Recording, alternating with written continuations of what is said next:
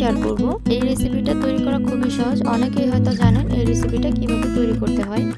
তো রেসিপিটা খেতে কিন্তু ভীষণ মজার। চলুন রেসিপিটা তৈরি করে নিয়ে যাক। এখানে আমি মাঝারি সাইজের 2টি আলু খোসা ছাড়িয়ে ভালোভাবে পরিষ্কার করে নিয়েছি। আপনারা ফ্যামিলি মেম্বার অনুযায়ী আলু বাড়িয়ে বা কমিয়ে নিতে পারেন। এবার হচ্ছে একটি হ্যান্ড গ্রেটার দিয়ে এই আলুগুলোকে ভালোভাবে মিহি করে গ্রেট করে নিতে হবে।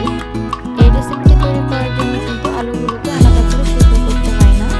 তো সবগুলো আলু আমি এরকম মিহি করে গ্রেট করে নিয়েছি। এবার নর্মাল ঠান্ডা পানি দিয়ে এই আলুগুলোকে ভালোভাবে ধুয়ে নেব। তো একবার ভালোভাবে ধুয়ে আরও একবার এর মধ্যে আবারও পানি দিয়ে ভালোভাবে পরিষ্কার করে নেব। এরকম করে বারবার ধুতে ধুতে পানিটা যখন ক্লিন হয়ে যাবে তখন এরকম ছেঁকে পানিটা ভালোভাবে ফেলে দিতে হবে। পানিটা ভালোভাবে ফেলে দিয়ে এরকম ঝরঝরে করে নিতে হবে। তো আমি ভালোভাবে পানিটা ঝরিয়ে নিয়েছি। এবার হচ্ছে এর মধ্যে একে একে দিয়ে দিচ্ছি 1 টেবিল চামচ পরিমাণ পেঁয়াজ কুচি, আর দিয়ে দিচ্ছি 1/2 টেবিল চামচ পরিমাণ কাঁচামরিচের কুচি, স্বাদ মতো দিয়ে দিচ্ছি লবণ, তারপর দিয়ে দিচ্ছি 1/2 চা চামচ পরিমাণ হলুদের গুঁড়া।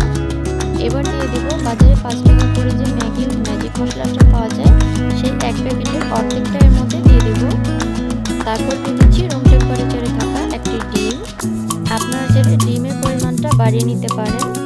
তো মোটামুটি অনেকগুলো উপকরণ এখানে দেওয়া হয়ে গিয়েছে।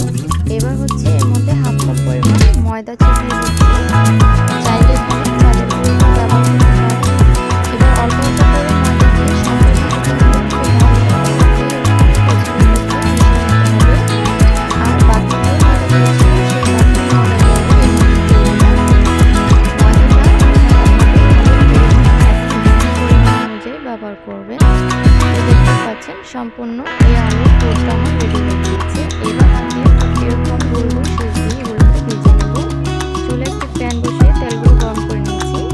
এবার এই গোল গোল করে শেপ করে রাখা আলুর পাকোড়াগুলো এর মধ্যে দিয়ে দিলাম। তো একই পদ্ধতিতে সম্পূর্ণ প্যানটার মধ্যে অনেকগুলো পাকোড়া আমি দিয়ে দিয়েছি। এবার একটি কাঁটা চামচের সাহায্যে একটু উল্টে পাল্টে দিতে হবে। আর এই সময় মিডিয়াম টু লো হিটে এই চুলের তাপটা রাখতে হবে যেন আলুগুলো ভেতর থেকে সিদ্ধ হয়ে যায়। যেহেতু এগুলো কাঁচা আলু, সিদ্ধ হতে একটু সময় নেবে, সেই জন্য চুলার হিটটা কিন্তু একটু লোতে রাখতে হবে।